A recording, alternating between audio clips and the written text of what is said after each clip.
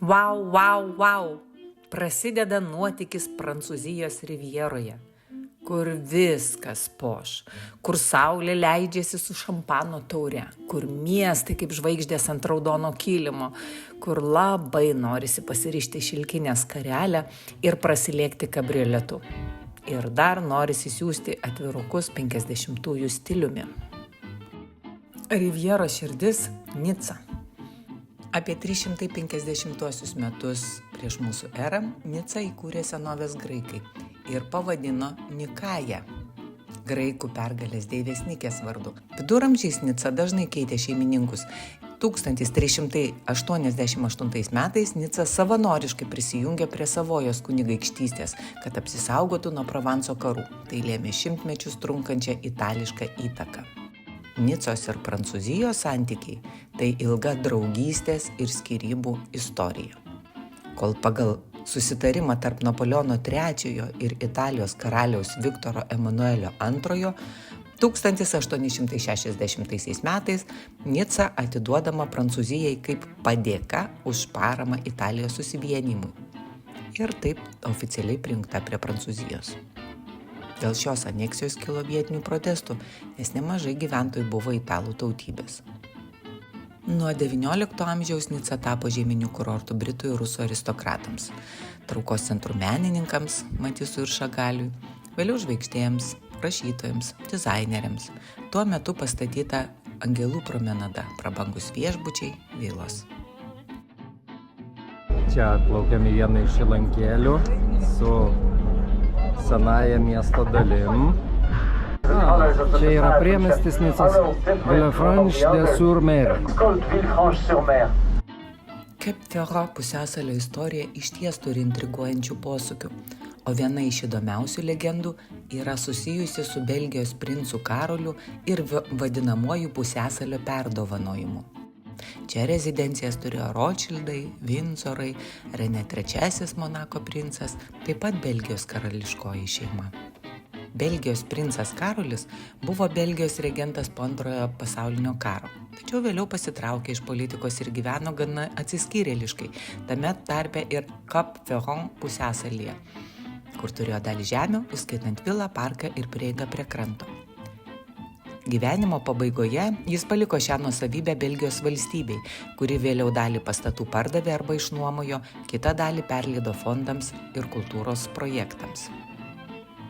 Taip gimė legenda, kad jis perdovanojo visą pusiasalį. Smėliukas čia jau Nicos pliažiukai. Viena smagesnių Nicos kasdienybės tradicijų – vidurdienio patranko šūvis ir istorija apie ponią, kuri niekada negrįždavo laiku. Kiekvieną dieną, tiksliai 12 valandą, Nicos gyventojai išgirsta patranko šūvį nuo pilies kalvos viršūnės. Mes irgi išgirdome. Šis ritualas gyvuoja nuo prisijungimo prie Prancūzijos 1860-aisiais. Istorija byloja. Britų pulkininkas seras Tomas Coventry gyveno Nicoje. Jo žmona mėgo vaikščioti po miestą ir Angelų alėją, bet vis negrįždavo laiku pietums. Pulkininkui patiko punktualumas ir pietus tiksliai vidurdienį, ir jis pasiūlė miestui originalią idėją. Paleiskite patranko šūvį vidurdienį, tada visi žinos, kada pietus, ypač mano žmona. Taip ir buvo padaryta. Miesto valdžia leido įrengti mažą patranką, kuri kasdien šaudydavo 12 valandą, kad ponia Coventry pagaliau grįžtų laiku namo. Aišku, defibriliatoriai su instrukcijom visur, kaip gaivinti. Saint-Tropez, buvęs žvejų kaimelis, dabar pilnas jachtų, didesnių už kai kuriuos daugiabučius. Save Instagrame prisistato maždaug taip. Čia močiutės dėvi Chanel, šunys turi savo mados dizainerius, o ledai kainuoja tiek, kiek pica kitur. Čekt. Mes šalia tų jachtų gėrėm rožinį vyną ir valgėm austres. Kanai. Žmonės čia vaikšto it filmų herojai. Be kitako, kol mes važiavome miesto link festivalių rūmų, beveik kiekviename pravažiuojančiame automobilyje beveik mačiau beveik žvaigždės. Labai holivudiška. Kaip tik šiandien yra balandžio 29 diena, paskutinė diena, jau surenka visą Kanų festivalio raudoną kilimą. Likučius tik tai dar spėjom nufilmuoti ir visa prabanga jau baigėsi. Taip, matome, kaip kilimas susirenka. Bet dar galime pamatyti, kaip čia viskas buvo uždaryta. Čia reikėtų eiti į senamiestį, kiek aš ten skaičiau, kur labai ten visokios gražios ir brangios gatvelės, bet mes dar užlipsime iki pakrantės. Dar Kanų forumo gabaliukai, likučiai festivalio tvorų. Kanuose apžiūrėjome festivalių rūmų Pink kilimą, tiesiamą serialų nominantų kojom. Taigi, irgi čekt. Nepadoriai turtingas Monakas. Fotosesija. Jinai vaidina, kaip yra kokiam nors vandeninio, iš tikrųjų baisioje aplinkoj. Va ten 4 fotografuoja, ale Instagramui, o galiu parodyti, kaip taip viskas atrodo. Nemokamai padaryti. Bet tas kiškis slepia, žiūrėk, kiškis slepiasi. Slepiasi, nes... Filmavai, kaip jis slepiasi. Slepiasi dabar, kad jinai viena matytųsi, ją biškį pristumsi vairuotoją. Bet kiškio užpakalį mes matom. Minimalistinė architektūra. Tada čia vargšams milijardieriams va toks baisus namas. Nu, kad ir po aukštą turi. Nijolė sakė, kad gal aukštą turi. Maždaug, mes čia taip įvertinom maždaug. Kur čia tiem vargšam milijardieriam pasidėti. Į tokį baisų namą. Nu gerai, dabar einam kitų pasižiūrėti. Nėra nieko. Architektūra iš mažiau surūžyjusių vamzdžių, bet čia vis tiek, čia gal mūsų ir nusižiūrėjo šito, ne? Vilnius seka madas, Vilnius sekė turbūt šitą madą. Mes taip spėjame. Taip. Pakrantės paprastumas tai ne tas žodis, bet iš kitos pusės čiagi žmonės negrožėtis važiuoja, o padėti pinigų ir pasimti pinigų, tai jiems ten tas promenados kaip ir mažai reikia. Mes jau į antro renginio pasiruošimą pataikom. Kanuose buvo paskutinė diena prieš apdovanojimą, o čia pasiruošimas Monte Carlo raliui. Ir ta pagrindinė aikštė, kurią įeini su pinigais ir išeini arba plikas, arba su labai daug pinigų.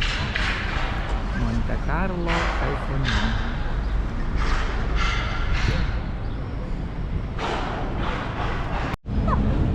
Siaubas, vienos sančiasnatės.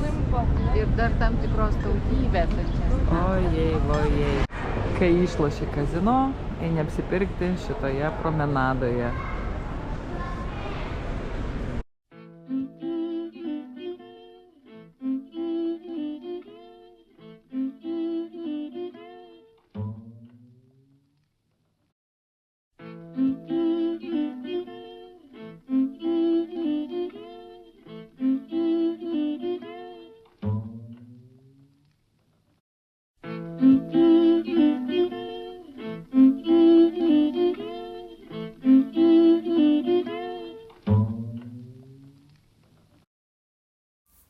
Pakrantės perlas Mentonas.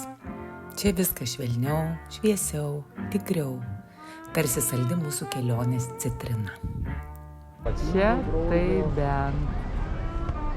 Ai, visur yra nufotkintas va šitas vaizdas. Šitas ir yra Mentonas. Jo, va tas čia yra ir tikrasis Mentono veidas.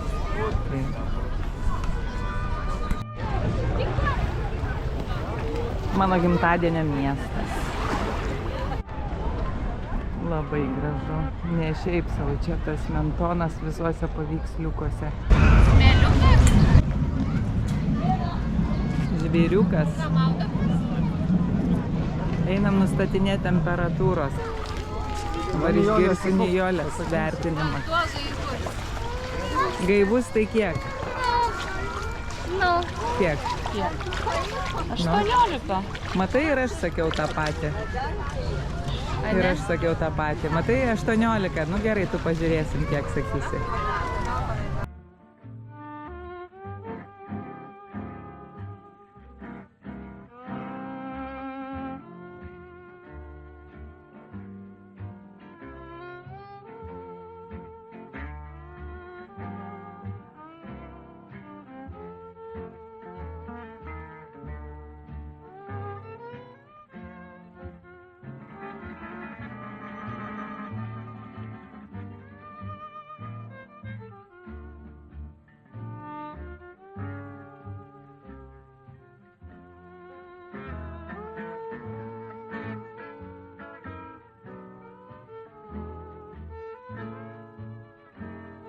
Mentono rytą praleidžiam nuostabiai vaikščiodami po senamiestį ir link jūros atėję.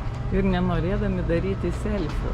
Norėdami mes pasidarėm ne selfie, o dar geresnį dalyką. Gerai. Pažiūrėkim. Pažiūrėkime, į kur čia, kad matytum. Pažiūrėkim. O, va. Matas. Kažkas. O, kaip matas. Gerai matosi? O, slaip tai matas. Jo. Gerai, ačiū.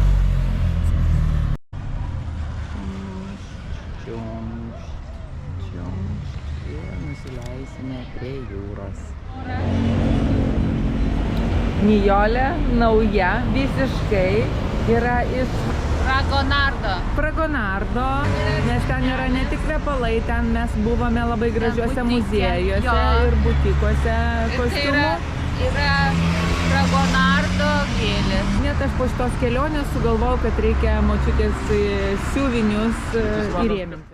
Prancūzų pasaulį laiko moteris, o ne atlantai.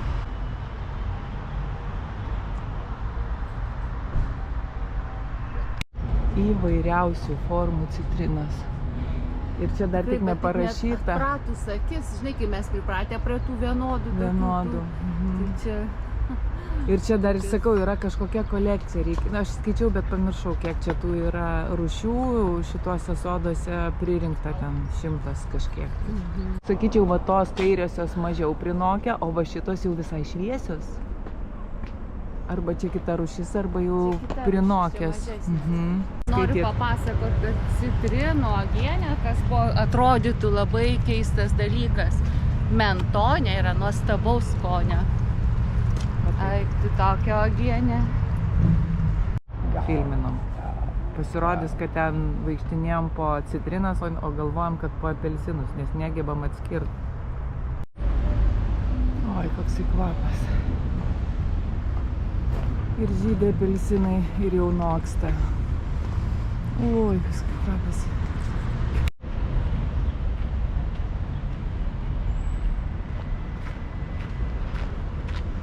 Čia apelsinai žydė.